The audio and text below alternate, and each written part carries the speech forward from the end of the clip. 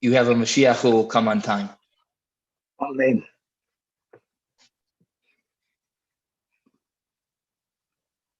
All right.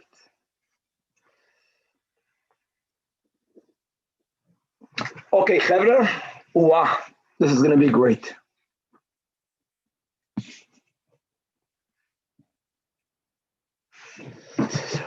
With the help of Hashem, we are learning Pesachim Daf Tes.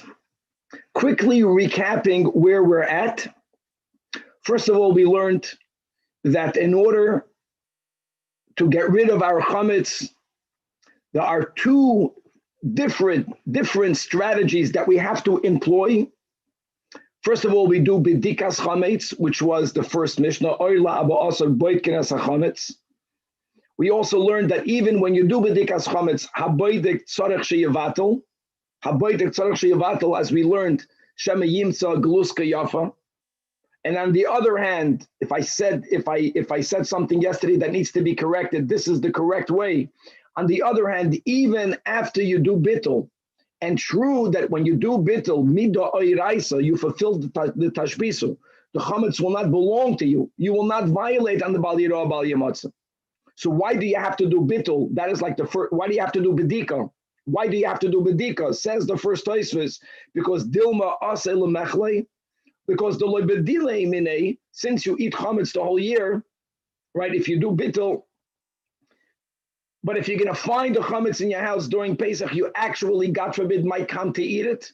So therefore, Chachamim said that even when you make bittul, you still have to do bedikas chametz. B'chlal, we find that chametz is not only asur b'hana, not only may you not have it in your possession, not only is there an isur kares, there's asur b'mashu, v'chule, so it's a very chamur dike isur. And therefore, as we'll begin learning the new Mishnah, even though it's correct to say that when you did bittul already, then bidikas chametz is only midrabanan. This is like a super midrabanan, and we are more chamur even regarding a drabanan bidikas chametz more than other drabanans. In what context? As we'll start learning in today's share. Now, when you do bidikas chametz in a location. So we're going to call that place Becheskas Baduk. You made a bedika. Now, question is, why are we not concerned that a adjoining area that was not yet geboidikt, you didn't make the bedikas chametz yet, especially in a location where you have a lot of small animals like weasels or like rats, we'll call it a chulda. There's always the possibility that a chulda will take chametz from a location that wasn't yet examined, and it's going to bring it into a location that was already examined. Why don't we have that chashash? This goes from one place in the house to another place in the house. This goes from one house to a neighboring house. So we're going to open up our whole sugya, speaking about when you already have a chazaka, what is needed to take away that chazaka? When will we say that, even though it was becheskas baduk, something happened that will take away that chazak, and therefore you have to search again. When will we not say that? And this really is going to lead us into sfeikois, chazakois, ein safik moitzim idei vadai. It's going to take us out of the limited question of bedikas chametz, and we will really be going through many areas throughout Shas where we have to better understand what establishes a chazaka, what's called a suffix, what's called a vadai, and how is a chazaka lost. We're going to begin on Daf Tes Amud Beis, going through many such cases, kol kavua, kamachza mechza, kol the parish, meruba parish. We're going to learn a very important klal that we'll get to at the end of today's shir. We'll speak out the Ran here on Pesachim, Daf Tes and Daf Yud, that says that whenever there is a doubt that has to be determined, that has to be resolved based on a halachic criteria, right? What is the fundamental point is when did the doubt come to your awareness? At that moment, you're going to use whatever halacha says you need to use to resolve the doubt. And that's a very big chiddush. We'll appreciate it better as we unpackage today's daf. So we're up to Daf Tes. We left off on the top of the Amid by the new Mishnah. Okay, the Rambam understands this Mishnah to be a continuation from the prior Mishnah. What did we learn in the prior Mishnah? That kol makim she'ei machnisin by chametz, that was the second part of the Mishnah, then ein tzarich bedika. So on that, the Mishnah continues. How can you say that if there was a place in the house in which you did not bring in chametz, you don't have to examine it? Maybe a chulda, a weasel, took chametz from another part of your house and brought it in there. That's the way that Rambam understands the hemshech of the Mishnah. So we're going to learn Rashi Tosfos in a moment. Says the Mishnah, Ein chosheshin. We need not be concerned that Shema gated a chulda mibayis labayis, that maybe there was a weasel that dragged chametz from a neighboring house into your house, or even in your house itself, umimakim lamakim, from one corner to another corner. So again, according to the Rambam, that is addressing who cares if it's a makim she'ei machnisan by chametz, just because you didn't bring in chametz, maybe the chulda did. Rashi Tosfos understands the Mishnah. No, we're speaking about a location that you brought in chametz during the year. You were obligated to do bedika, even though you did bittul, because dilma asel mechle. It's a very strong derabanan, and you made bedikas chametz. So the Mishnah is keilu asking, well, how can you move on? Why would we not be afraid that after you finish doing bedikas chametz, a chulda took chametz from an area that wasn't yet examined and brought it back in there? And then what? Then you would have to do bedikas chametz again. So the Mishnah says, if you would be chayish, if we would have such a concern, then what would you do? You would say, so be boidik the whole house simultaneously. But maybe maybe after you finish this house, the neighboring house will ruin this house. So be boidik you and your neighbor at the same time. But you can't do that. There's always going to be a point that you'll do bedika in one location. The neighboring location is not yet searched. And if we have to be suspect to maybe the chulda brought chametz from the area that wasn't yet searched into the area that was already searched, so the Mishnah says, so and therefore ein l'davar soif. Now, without the ein l'davar soif, just to make this clear, if there wouldn't be of this ein l'davar soif, then what would we say? Because of a doubt that a chulda brought chametz from an area that wasn't yet searched, that still has chametz, it's going to ruin the chazaka over here because maybe the chulda brought it in. B'chlal, maybe sfeikos, there are general rules that a suffix, that abanon is lakula. Like, it's a maybe. B'chlal, by rabbinic laws, we're not concerned with sfeikos. And like we mentioned, once you do a proper bittul, yes, you have to do bedika midrabanan because you might eat it. First Tosfos. But it's only a derabanan. So from here we see that there are different types of derabanans. There are different types of derabanans. This is a very chamur dikarabanan. If not for the ein l'davar soif, there would be a logic to say here we would have to treat a suffix as we treat a suffix d'orais. But ein l'davar soif. So therefore we established that once an area is becheskas baduk, you don't have to be suspect that shema gated a chulda. Says the Gemara, that I get. If you didn't even see a chulda dragging chametz into a already searched home, then to say Shema ein l'davar soif. Normally we would be chamur, we would be machmir by this type of derabanan, but we can't. Ha-chazina, but the Mishnah does imply that if you actually see a weasel or you see a rat or any other little animal, you see that animal dragging in its mouth or in its paws a little piece of chametz into the area that you just searched, then it's clear, it's implied in the Mishnah, then chayshinan, right? You're chayish that what? I mean, if you brought it in there, what's the question? Oh, maybe the animal ate it up. Maybe the animal ate it up. We don't say that. We are chayshinan that maybe it didn't eat it all up. And it did leave some of it in this pre-searched area. And therefore you have to make an examination. Again, that's where we are inferring that from the word in the Mishnah, Shema. It's only when it's a Shema that we get to be lenient. But when we see a chulda bringing in chametz, then we have to be boidik again. On that asks the Gemara, Amai, even if you see a weasel or a rat, let's use the word chulda, bringing in the chametz, why don't we say Nema achalte? Why don't we say Aitakasor bringing in chametz? But it's a little animal. What do? They eat. It ate it up.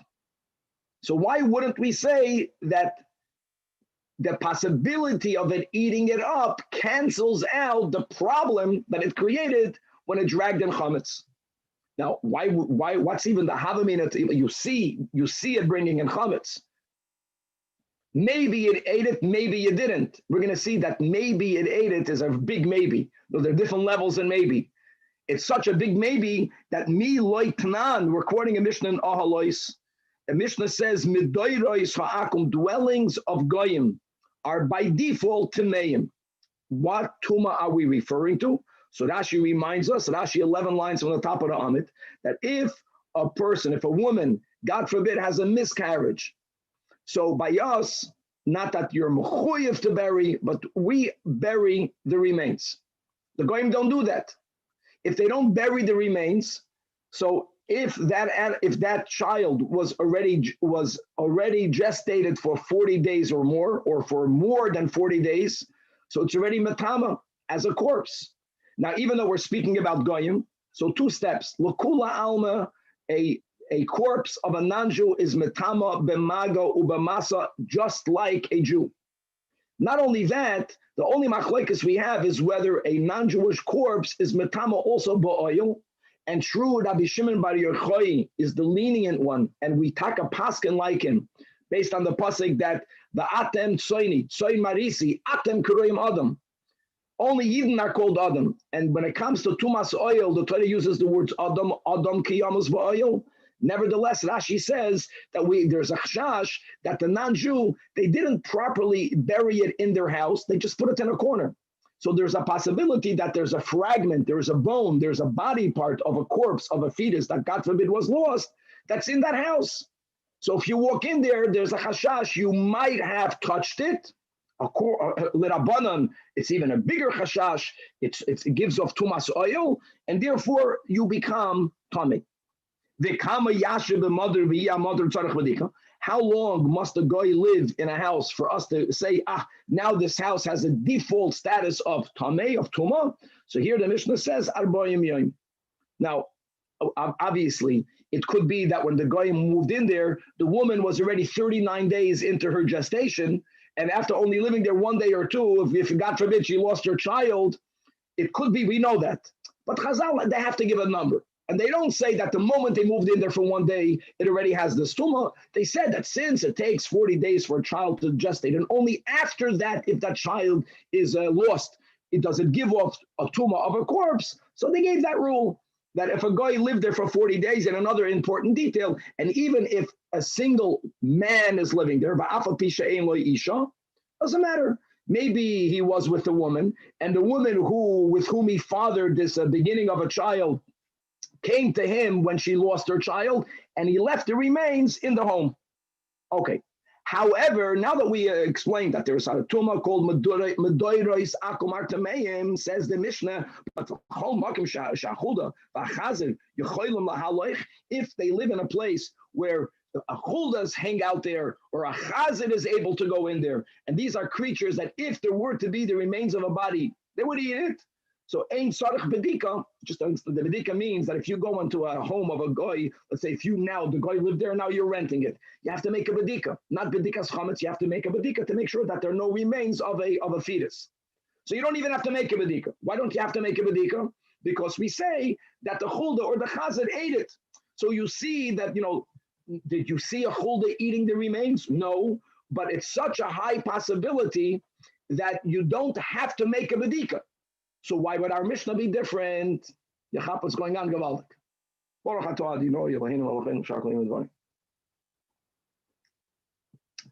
Abzeda.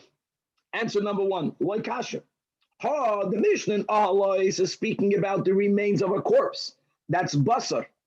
If there is meat, a chulda or a chazir will for sure eat it up.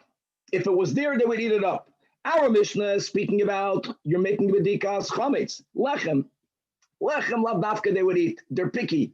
They would sometimes eat it. They have to be hungrier. Bebasar leimeshayra. They won't eat. They'll eat the bread, but by meat they'll eat and they won't leave anything over. But lechem, which is over here, meshayra, amazing. Rava argues, as we'll see clear in Amud Beis. Rava rejects the difference between basar and lechem. So Rava says, I'll give you a better answer. My answer is, I don't accept your whole question. The whole premise is wrong. Hi, Mai, what are you asking? Bishleima over there means in Ahalois, Amar Hava, Emalei Hava. when you go into a home of a goy, you don't know that there is a fetus laying around. The doubt to begin with, it's a doubt, it's a suffix. So there's a doubt, there might be tumah. On the other hand, if there's a chulda, if there's a chazir, right, they may have eaten it. It's a doubt that they removed it. So there's a doubtful problem. And if there is a problem, then you have an equal type of suffix that counters the doubt. The suffix.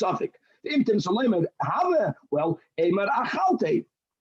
Suffix, one suffix cancels the first suffix. But over here, the inference, the Mishnah says that if you don't know if a chulda brought on chametz or not, the bottom line is you don't have to do another b'dikas chametz. The kasha was based on that which was inferred from the Mishnah, that if you see a chulda bringing in chametz, then yes, you have to be boidik the house again. And a chanami. If you see chametz entering, abul hacha devade chazina d'shakol. So if you see a chulda bringing chametz into your pre-geboidik house, so miyemer da achalte, you don't know for sure that the chulda ate it. I know there's a possibility. There can even be a greater possibility, but it's not a certainty. And therefore, what happens over here, that's the klal, have a suffix uvadai. And the rule is, ve'ein suffix moitzei midei vadai, that an uncertainty, right, cannot remove something from its initial certain status. When you see the chulda bring in chametz, that creates a new initial vadai chametzdika status. Maybe the chulda ate it. I agree with that, but maybe not. Ein suffix moitzei midei vadai, which makes a lot of sense, right? Logically, but the Gemara is going to push back into this rule of Rabbah. Says the Gemara, "Ve'ein suffix moitzei midei vadai." No, guys, hold on. How can you challenge it? Does it not make sense? No, not always, because when you hear the word suffix, it's important in halacha not to think 50-50. That's also a suffix. You know what? 90-10 is a suffix. You know, there are certain sfeikas, like when a chulda is probably going to eat it up. There's very little chance that it didn't. So certain high sfeikas, if the chances are very high that the problem was removed, then I'm going to prove to you that sometimes we will say halachically it's already like a vadai, or such a type of suffix could be moitzei midei vadai. And where do we have that from? We learned in a brayso that chaver shemeis, if a person who's meticulous, not only with the dinim of Tumah and Tara, but we are focusing here meticulous with separating Trumas from Meiseres. If the Chaver passed away, and he left a storehouse full of produce, that as far as we know, we never saw him tithing it. Even if the chiyuv to tithe them, we know went into effect today. So let's quickly just repeat, when produce grows, the obligation of separating Trumas from Meiseres is only when it is a final product. Now let me add another detail. If you sell the final product from your field, then it becomes finalized when you smooth out the pile of grain. That's called the meid ruach, and it's already chal the chi of Trumas Meiseres. If you're planning to bring this into your home, it's very important. So then the meid ruach is the last condition that needed to happen. That happened. It's smoothed. But the actual chalois chi of Trumas Meiseres, if you are taking it into your house, is when it entered your house properly. It's called when there was re'iyas pnei habayis. So even if we know that this produce just was smoothed out and then it was brought into the house today, still says the Braisa harei hein becheskas misukanim. If he's alive, you were to ask him. If he's not alive, you rely on the chazak. But hold on. Speaking about a case that that it was finalized. In the case where they made a meruach and you bring it into the house, you're going to separate Trumas from Meiseres. The badi Tefilla hanapedik. Now, do you know for sure that this chaver separated Trumas from Meiseres? Again, it's probable, but the kasha is based on the premise. It's not certain. The suffix mi'usarim, the suffix loy mi'usarim. Nevertheless, we're saying that since Chavedim are so careful in separating Trumas from Meiseres, it's as if he did it. It's a suffix that already halachically will be considered like a vadai, or we can use it. This type of suffix is moitzei midei vadai, because the suffix moitzei midei vadai, gavaldik. Again, so why don't we say over here that the chulda probably ate it? That probable is also so strong, it should be enough to let us say you don't need to make a bedika again. Says the Gemara, I disagree with your premise. And we're gonna have two ways of differentiating our Mishnah and the Braisa regarding Trumas Omaisus. One way is Hassan Vadai Uvadai. I accept that the Braisa is speaking about a case where there was a Vadai Chiyuv. On the other hand, this Chazaka that a Chaver will tithe his produce is not a suffix. It's not a high probability. It is a Vadai, which is the Vadai Ma'asrei, Kid Rabbi Chanina Choyzah, Rabbi Chanina Choyzah, that chazaka al chaver she'ena moitzim mitachas yadi davar she'ena mesuken. This type of chazaka is considered a vadai. Now, there's a very interesting nuance, at least according to the Yerushalmi. If we are saying that this is already considered a vadai, so at least in the Yerushalmi it says that all of this can only be applied if the chaver knew he was going to pass away. But if there was an accident, then you can't apply it anymore, because if we need for this to be a vadai means a person is, Rahman al-Islam, very ill, but their mind is with them. They know what's happening. They know that today I still own produce, and therefore they make sure that before they pass away that they tithe it. If a person passed away, so to say, without knowing it's going to happen, person was in a terrible car accident, you can't apply this chazak. It fits very much with the sugya, because it's a chazak that creates a halachic vadai. That's one approach. The opposite. No, this chazaka is not considered a vadai.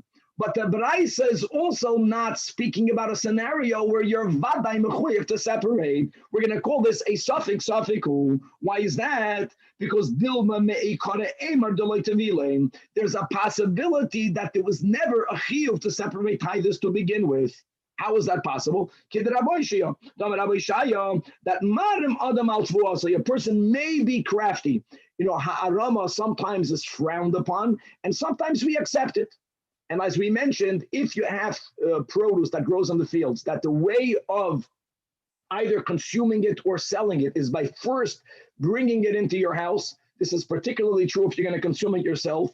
So then just doing the meruach is the last step that you need as a precondition for the chiyuv to be chal. It's only chal when it enters your house.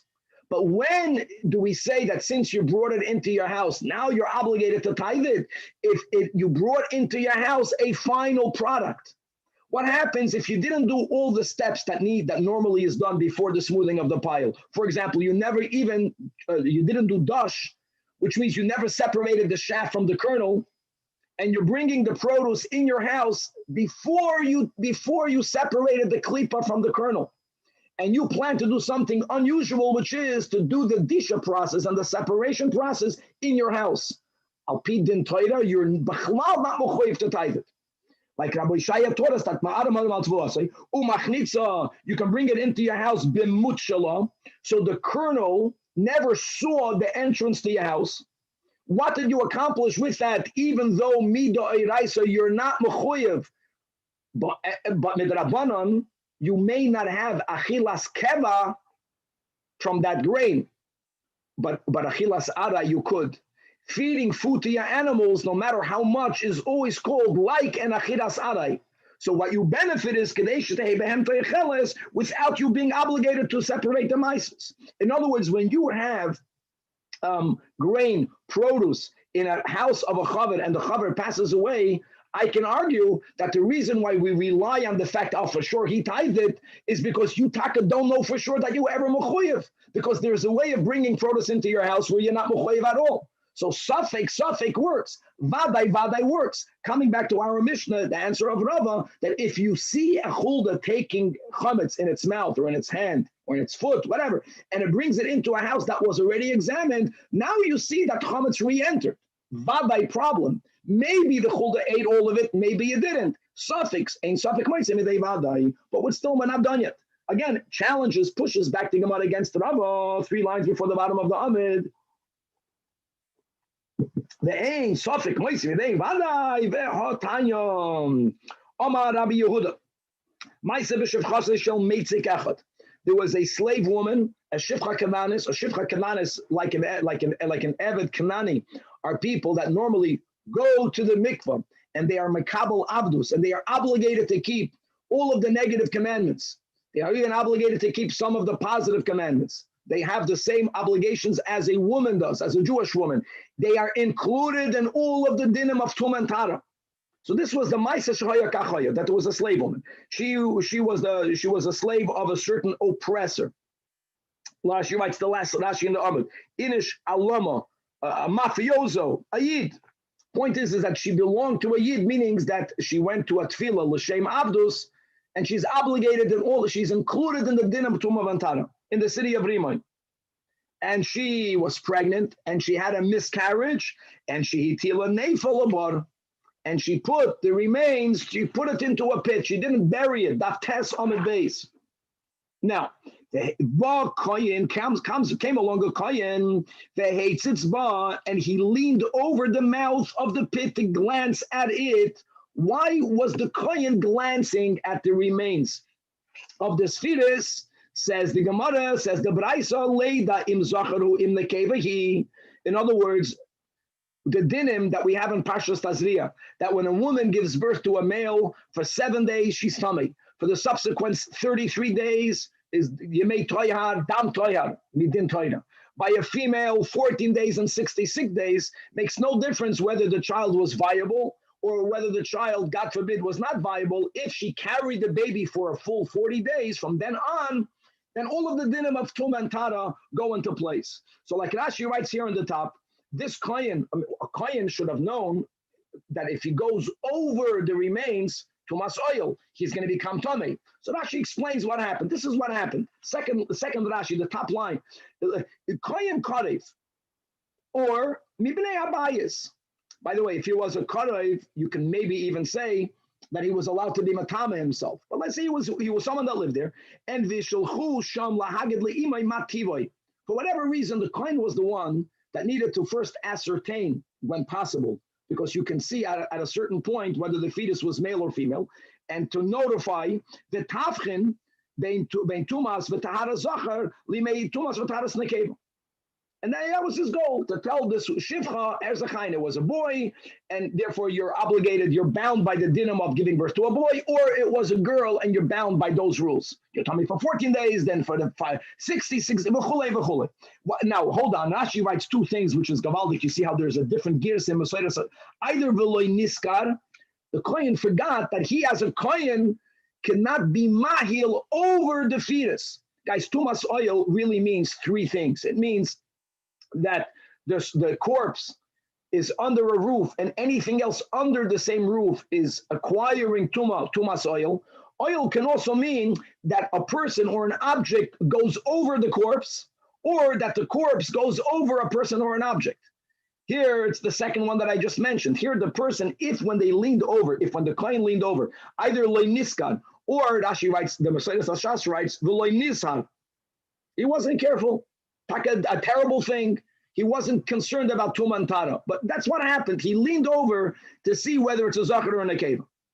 And they asked him, no, he says he didn't see. Didn't see.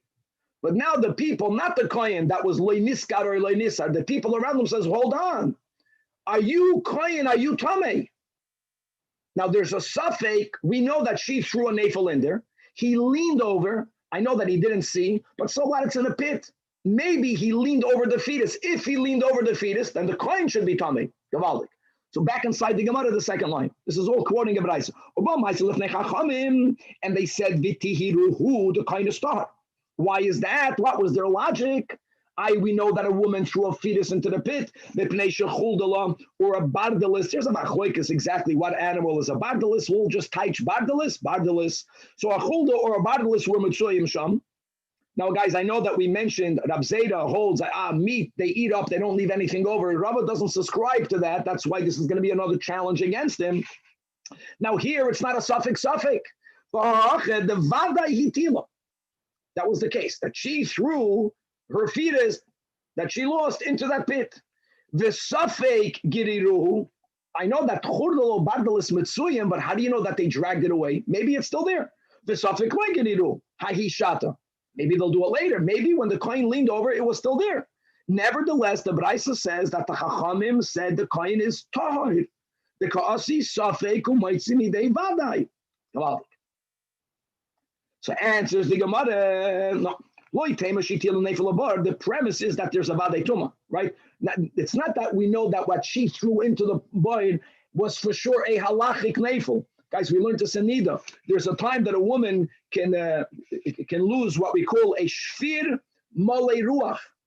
Shfir malei ruach does not have a din of a fetus.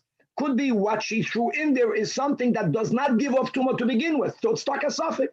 Something that she felt, something left her body. But to have a suffix or suffix. So hold on, if we don't even know whether it was a child or not, or whether it was just some sort of sack filled with ruach, the kohen leaned over, it says in the Brisa, to know whether it's male or female. So we have to clarify that, which implies that for sure it was a nefil. The only doubt was zachar and nekeva. So he says, no, it was everything.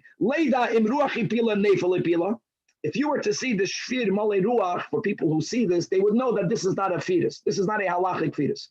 And that was part of what the kohen was looking for. Number one, to see whether it is considered a child that was developing. Then furthermore, the kohen was going to look and to find out whether zachar he or nekevahi, to notify the mother whether aleph she's tamei or not b'chlal, tumas leida. If it was shfir malei ruach, there's no leida involved. And if there is a tumas leida, you want to know, is it a zachar or a nekev? Bottom line is that, like we mentioned, suffix works. Suffix might say they suffix. And as we had on Amad Aleph, maybe it's vadei. Gavaldik. Hassan vadei. Why is that? The kiven the chulda ubardelis mitzuyim sham. Vadai giriru by hishata. It's not called a suffix, it's a vadai. Now, guys, again, Rava doesn't differentiate between meat and bread. This last statement, l'choura, contradicts everything that we're learning. Why does it contradict everything that we're learning? Because in our Mishnah, we learned, or at least what we implied, that if a chulda carries food into a house, if we see the chulda bringing food back into the pre-geboidik house, we cannot assume that he ate it. We can't assume. Why over here are you assuming? So the Gemara says, Nehi v'shayure mishayer. I am not saying, the Gemara says, that we know vadai, that the chulda ate up the remains of the fetus. No, like we saying in the Mishnah, maybe it ate some of it, and maybe left something over. What we know for sure is that it dragged it away from the pit. That we know for sure. Don't confuse consuming it or moving it.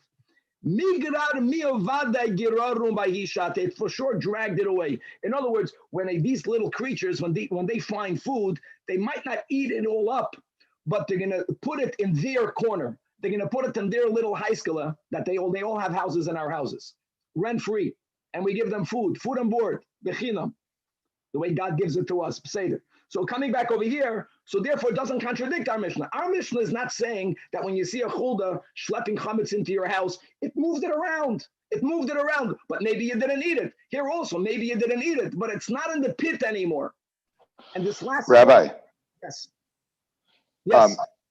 Is it possible that he leaned over the pit in a way where he didn't make an oil? Like if it was in one corner of the pit and he just looked over on the other side, is that vadai tumas oil? Very good point. So it must be that the Rishonim speak about that. That's not the case. It was not the case. If not, that's another answer. Who says he was mild? Suffolk. Okay, weiter. And the same point, lishnachrina, the vadai achlum lo yomrinam, that shitas rava, both by bread and by meat. What we can say vadai is that this creature ate all of it up. But vadai gireru lichorayu amrin, it's the same thing in different words. But that it moved it. Animals don't leave food when they think you can still see the food. They want to make sure that you can't see, it's theirs. So therefore, it's considered a vadai, and that's why they were matired that coin. So Nachamal, this did not refute Rabbah. This is great, guys. Now let's go weiter. We're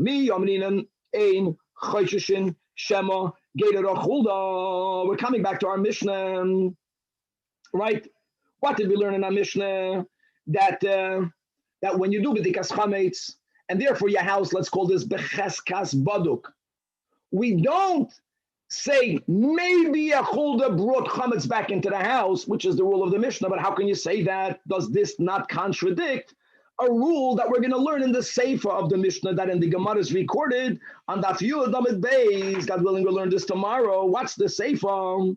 What you do, b'dikas chametz, uma shemishayer, you have chametz that's left over. Chametz left over meaning, like even nowadays, we do b'dikas chametz or la'arba asar. You are still allowed to eat chametz. So everyone still has chametz in their homes.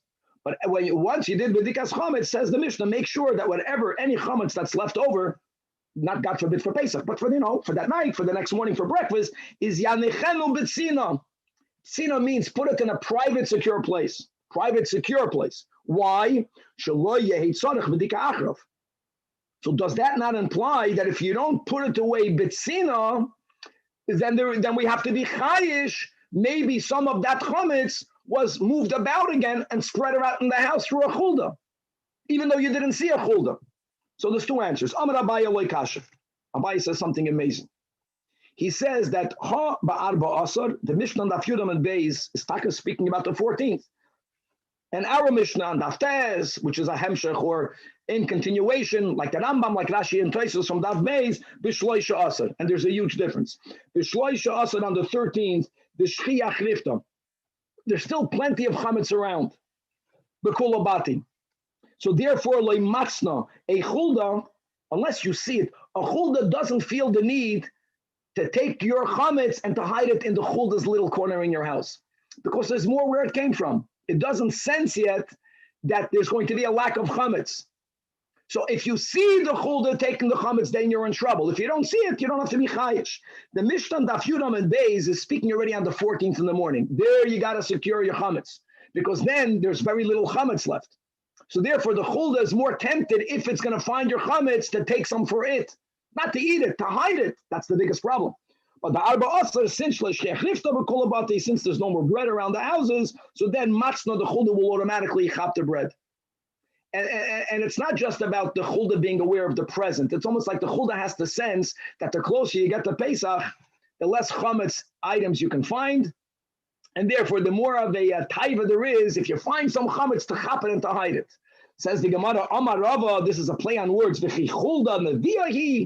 By the way, right, that's a Megillah, that from the 7 women that we have recorded as them being the Nevi'os, one of them was called Chulda HaNevi'ah. But this in the Gemara, this is a cute way of saying it. What are weasels prophets to know that now is the 14th and to sense already that no, there'll be no more breaking of bread until the evening. No, they don't mind eating the matzah, at least the matzah of old, which was like a lafa, but no one will bake bread during the day.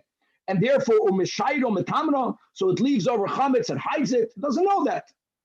It won't know a difference. If you have to be chayish that a chulda is going to drag food for itself, Rava rejects Abaya. How do you don't differentiate whether there's going to be more chametz available, less chametz available? So Elo Amar Rava, like this. Mashe Mishayer Yanichenu B'tzina, not because you have to be suspect that a chulda might take some of it. We don't have to be chayish if you don't see it. But you might see it. You might see it. Shema titel chulda b'faneinu. If you have chametz that's not secured, then in front of you, you might see the little rat go and chop some pieces of that chametz and drag it out to their hole. Now, that's the beginning of our Gemara. If you see a chulda taking chametz into any other part of your house, now you got yourself a problem. Because vadai, there's chametz in your house. Maybe he ate it all up. Maybe he ate some of it up, but he left some. Ain't safik moitzim idei vadai. Then you're going to have to be boidik the whole house again. That's why. The yitzarach v'dika achrov. That's the pshat on Daf Yud. So be smart. Don't leave it out there. Leave it in a place where a chulda cannot get to, because if you'll see the chulda taking it, then you'll be in trouble. And indeed, Tayin Kavasa de Rava. Chlal Braisas are more elaborate than the Mishnah. The Braisa on the Mishnah on Daf Yud Amud Beis, or called here as the Seifa, Haroitz Alechol Chametz Acher B'dika, Ketzad Yatsa, Masha Mishayir, whatever you leave over to eat. In other words, you leave over because you did the Dikas Chametz by us, but you have the Chametz for the breakfast, or for whenever you, until the Zman Isur. Yanechenu B'tzino. The Braisa says, make sure that you secure it. It should be private, and the animals should not have access to it. Why? That's the key word. Because if you will see the chulda taking it, then indeed, if you'll see it, then Rav Mari Amar. Rav Mari says something else. Rav Mari says, he agrees, by the way, with Rava. He's just adding another fear. That if you know how much chametz you have left over in your house, you know. And then when you go into the cabinet a few, whatever, a minute later, an hour later, the next morning, you find less. That's also called knowing that an animal took one. But look at the mashal that he gives. Shema yaniach eser v'yimtza teisha. If you know I had 10 pieces, and all of a sudden I only find 9, if you have kinderlich in the house, that's a good kasha in halacha. Can you say they ate it, even if they deny it? But in a case where there's no children, the only option is an animal. Then again, that's called vadai, even though you didn't physically see the animal take it. Now, by the way, this is a remes. It's not a source. The Ramah says that we should separate 10 pieces of bread. The Ramah says that. And we spoke about that when we said that habaydik tzarech sheyivarich. The Ramah writes clearly that the reason why you make a bracha is for the bracha not to be a bracha levatol. The Taz argues with the Ramah. He says, like we mentioned when we learned the Gemara, the bracha doesn't mean you have to find. You're obligated to do bedika in case you'll find. If you don't find anything, you did not make a bracha levatol. Then the Taz adds, the reason why we should not put aside the 10 pieces is because you might not find all 10. Mamish this chashash. But it's amazing that in the Gemara, anyways, we pascha like the Ramah, and Taka, we have to be mindful that when we hide, so to say, the 10 pieces, that we write down where it's sitting to make sure you find all of them. But the concept of having 10 pieces, here is a remes in the Gemara. Now here we're not speaking about you hiding it for bedikas chametz, but we have the mention of 10 al pi chasidus, right? Tanya Perigvav, the Eser Kisrin de Misavusa, as we keep on mentioning that the Chametz is our Yetzer Hara.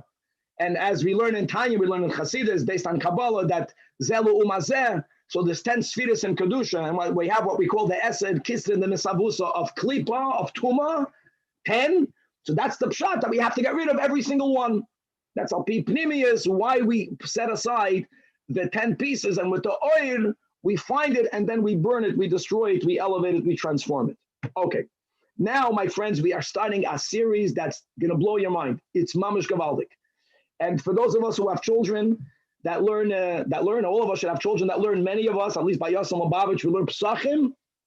Guys, we have to know these sugyas because our children will benefit. So let's start. Case by case by case by case. What are we dealing with?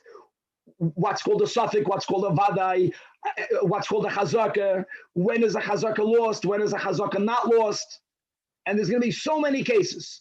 Now we're beginning from Pesachim, but we're going to go out to the whole world. Let's begin. Teisha Siburin Shel Matzah. You have 9, case number 1, you have 9 piles of matzah. The echad shel chametz and 1 pile of chametz. V'asa achbar, and a mouse comes. I don't know why we went from a chulda to an achbar. Akasha if Amaisa could be the chachamim in that area had achbarim, and the other area had the chuldas. The shakal, and a mouse took a piece from one of the 10 piles. You were aware of it. This is very important. You became aware of the doubt right away. Near you see a mouse taking it from a pile, but v'lo yodein on imatzah shakal lichamet shakal. So many people say, right. Right away, no, not Raif. It's a very important klalim. This, says the Gemara, is exactly like the case of the 9 stores, which we will mention in a moment. However, if Perish, before the mouse stuck his nose in, first the 10 piles, 9 matzah, 9 are good, 9, 1 is chametz. 1 piece was separated from one of these 10 piles. And it's already separated. Now, you don't even know that it was separated. What are you becoming aware of? You see an achbar take a piece that's on the ground near the 10 piles. You see the achbar not taking it from its source, but from its separated new location. And now v'shakal, that what's going to be the din? Hainu seifa. That is exactly parallel to the seifa of the case of Teisha Chanois. Now, it's very important, machlokes Rashi and Tosfos, as to before we quote the case of the Teisha Chanois, the Reish and the seifa. What is the question here? So, first of all, you have a doubt. Let me go back to how we began to share today. You can argue that since we do bitul, which we do, bedikas chametz is only dilma asel mechle, delay batul minay. Bedikas chametz is only a midrabanan. Safik derabanan lekula. You can argue, start with that. Rashi says that the question is whether you have to make bedika again. Because what did we learn in our sugya until now? That if you see the chulda taking chametz into your house, even though you did bedika, if you saw it taking into your house, you have to be boidik again. Now, maybe that creature ate it, maybe you didn't. Go do bedika again. So Rashi says the question here is whether you have to be boidik the house again. Tosfos rejects it because Tosfos says bedikas chametz to begin with is only a derabanan. And furthermore, the case of teisha chanuis, whether something is kosher or not, is a din d'oraisa. Tosfos says no, it's not about doing bedika. It's whether you are allowed to eat that piece that's in the mouth of the achbar. So since he might have taken it from the pile of matzah, I'm not saying that it's that hygienic to eat it once it was in the mouth of the achbar, but is it chametz or is it matzah? That's a d'oraisa question. The Ran reconciles Rashi with Tosfos. He says Rashi is right. Rashi is saying that the doubt is whether you have to make bedika again. But when you become aware of the problem, the case is you see the mouse taking it out of one of the 10 piles. At this moment, even before the mouse brought it into a house, you have to ask yourself, did he take from the chametz or did he take from the matzah? That's a d'oraisa question. Chametz is also d'oraisa. Once, when the doubt arouses, it's about the d'oraisa, even though later the mouse goes into the house. And now we have a d'rabanan dika consequence from that. Do you have to do bedika? Because with d'rabanan, you have to go back to the beginning. When it took it from the 10 piles, if we're going to paskin, l'chumra, because at that moment the doubt was, what did it take? What did it take? Chametz or matzah as a d'oraisa. Once we establish that it's going to be, that the Torah says it was chametz, now you have to do bedikas chametz again. Notice, whenever there is a question, don't only look lamay nafkamina. That also. You have to look when the doubt came to your attention at that moment. What is this doubt about? And what types of chazakas, suffix, vadais do you have at the moment of the doubt? That is the key point. So when you see the mouse taking it from the pile, teisha chanuyas. When you see the mouse taking it from the ground near the 10 piles, that's the safe of teisha chanuyas. Now, what are we talking about? Let me say it by heart. So even though normally the Torah subscribes to the concept of roiv determines as linan basal ruba, right? Or another type of roiv, which is not related, called ruba kekuloi, but we're going to go after the holchanach and haroiv. Bamed varamamurim is the doubt did not begin in the place of what we call kavua, in its fixed place. We'll explain what that means in a moment.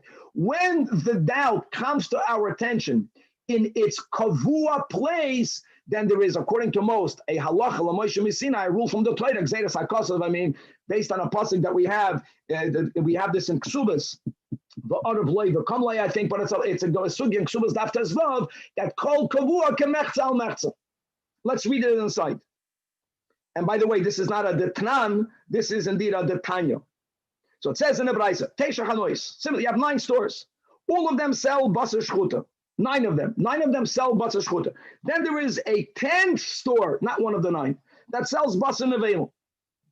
You went into one of the stores. The lokach ma'achas mehen. They don't have bags. They don't have packagings. You know that you went into a store. And when you walk out, you don't know, did I go into one of the 9 kosher stores or did I go into the 10th non-kosher store? Even though there are 9 kosher stores, we don't apply holchen achar harayv. Your doubt is you took it from where the meat is fixed in, from where it is originating from. That's called kavua. The rule is that numbers don't count. It's like 50-50. If it's 50-50, I know by the abundance we can be lenient, but whether meat is kosher or not, it's a din Torah. So whenever there's a suffix d'oraisa, you have to be machmer. Similar over here, like we mentioned. When the mouse took it from one of the pile is the kavua. At this moment, before it ran into a house, there's another consequence, which is only midrabanan. Right now, did it take chametz? Did it take matzah? That's a d'oraisa question, because on Pesach, chametz is also midoraisa. So now we have to follow the rule, kol kavua k'mechza al mechza, 50-50 doubt, k'mechza al mechza, suffix d'oraisa l'chumra. And now that the mouse went into a house, now there's going to be a rabbanan consequence. Since it was already determined that it is halachically chametz l'chumra, now you got to do b'dikas chametz again. I b'dikas chametz is the rabbanan, so what? Okay.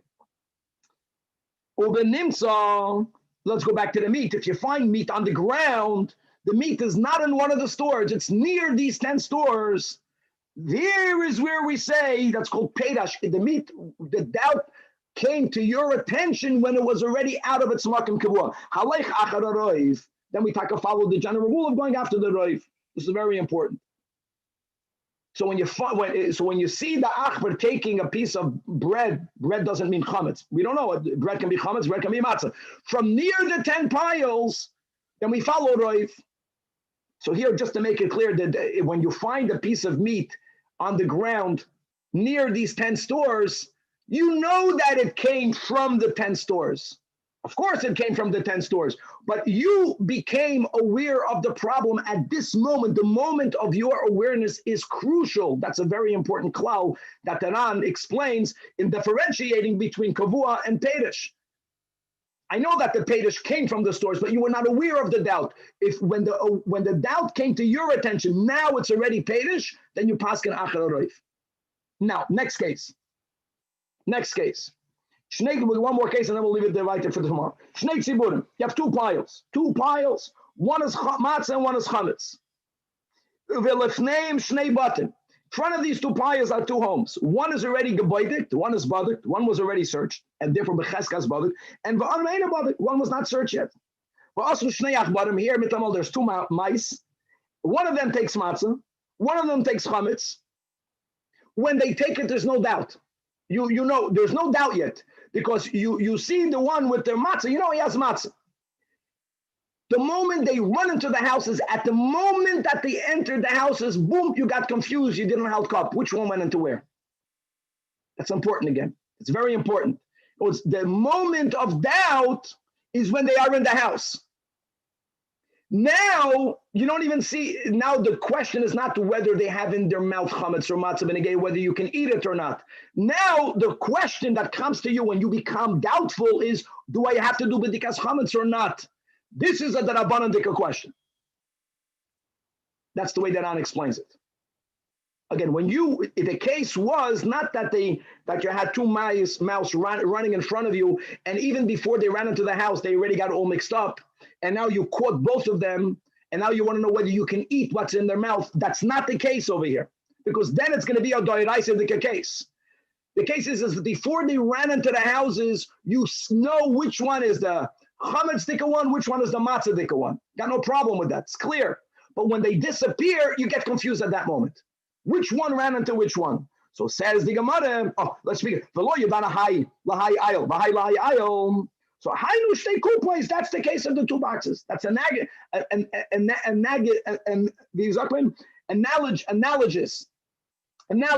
Where's Danny? The analogous to the case of the 2 kupos. And here in Nachamal, I know the Gemara says the Tanan, it's really a brayso. The Tanya shtei kupos boxes, just to know, are very large. Sa'a is a measurement which is much smaller. You have 2 kupos. One is chulin, one is truma. Clear. In front of the 2 big boxes, you have 2 little baskets. Each one only contains 1 sa'a, but there's 2 of them. One has chulin, one has truma. And now the little sa'a, one went into one box and the other went into another box. Now there are many rules. If you have truma falling into chulin, if there is 100 against 1 ratio, the truma will become batal. That's not the case over here. There was not ratio in the chulin to be mevatel the truma. If the truma sa'a fell into the kupa of chulin, the whole chulin cannot be eaten by a non-kohen. So we don't know. So says the Braisa, at the noflu elu l'techelu. Both ways, mutarin, of course, the chulin, the truma can be eaten by a kohen.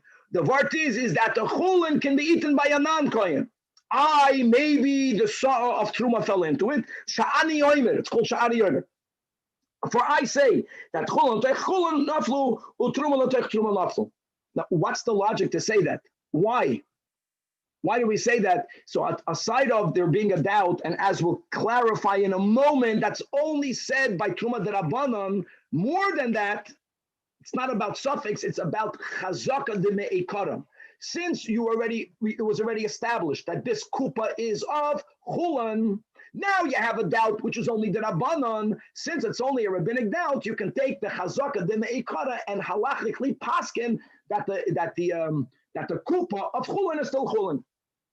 Okay, so therefore, same thing over here. You have a mouse of chametz, a mouse of matzah. You have two houses. One ran into one ran into the other. Shani Yomer. The one that you need to search, you have to search. And the one that you already searched retains its chetzchaz baduk. Shani Yomer, that yud is only the truma b'derabanan. We know that. Why would truma be b'derabanan? One example Rashi gives b'zman hazeh. But the chametz do'iraisa mi amrinon. It's about chametz. So answers the Gemara, Atu b'dikas chametz do'iraisa. No, the Rabbanani. Because as we keep on mentioning, the midoiraisa b'bitul ba'amasagi. The Rabbanan says make b'dika because the ma'asi lemechle. And I know it's a super chamer the Rabbanan. I know that, but it's still a Rabbanan. At the very end, like that, he points out this nakuda that a doubt which is going to be resolved based on a halachic criterion. What we care is about when did the doubt come to your attention? If the doubt of these two mouths, says the Ran, would have gotten fadreit before they ran into the houses, the Gemara could not have said that. Because then you have a question, is it chametz or matzah or do'iraisa? But the case here was they only got mixed up once they entered the homes. So now the only doubt is, do you have to do bedika or not? That's a doubt regarding the Rabbanan, Sha'ani Yomer, that you retain the original chazaka, that the chametz went into the unchecked house and the mouse with the matzah went into the already house that was b'chazkas baduk. How great is that, guys? You have many, many more such cases. Sfeikois, chazakais, beautiful. To be continued. Thank you. Yeah, thank you, Rabbi. Thank you. Have a good day.